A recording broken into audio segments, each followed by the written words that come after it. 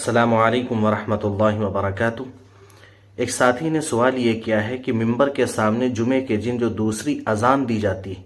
क्या उसका जवाब दे सकते हैं या नहीं दे सकते। इसी तरीके से उस अजान के बाद हम दुआ पढ़ सकते हैं या दुआ नहीं पढ़ सकते। और इसी तरीके से खुतबे में आप सल्लल्लाहु अलैहि वसल्लम का अगर नामे नामी आ जाए, उस पर हम दुरूद शरीफ पढ़ सकते हैं या नहीं पढ़ सकते। या इसी तरीके से खुतबे में बहुत सारी दुआएं होती हैं, उन दुआओं पर हम आमीन कह सकते हैं या आमीन नहीं कह सकते हैं।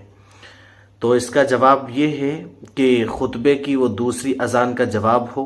या अजान के बाद की दुआ हो, या खुतबे में आप सल्लल्लाहु अलैहि वसल्लम का नाम आ जाए उस पर दुरूद शरीफ पढ़नी हो, या खुतबे में दुआएं जो आ रही हैं उन पर आमीन हो, ये सब जो हैं आप दिल ही दिल में कह सकते हैं, ज़बान से कहना दुरुस्त नहीं है। इसी तरीके से दो खुतबों के दरमियान में जो कबूलियत का दर्जा होता है कि दो खुतबों के दरमियान में अगर दुआ मांगी जाए तो दुआ कबूल होती है, तो वहाँ पर भी ज़बान से दुआ नहीं मांगी जाएगी, बल्कि दिल ही दिल में आप जो है दुआएं मांग सकते हैं। इसी तरीके से हाथ उठा करके दुआ करना खुतबे के दरमियान में ये भी दुरुस्त नहीं है, बल्कि दो खुतबों के दरमियान में अगर दुआ मांगनी ही है तो सिर्फ दिल ही दिल में दुआ मांगे, क्योंकि अल खुतबतु कस्सला, खुतबा बिल्कुल नमाज के मानिंद होता है। जिस तरीके से नमाज में इधर उधर देखना, किसी को रोकना, किसी से बोलना ये मना होता है, ठीक इसी तरीके से खुतबे के अंदर भी बोलना, किसी को मना करना, किसी को रोकना या किसी से बातचीत करना,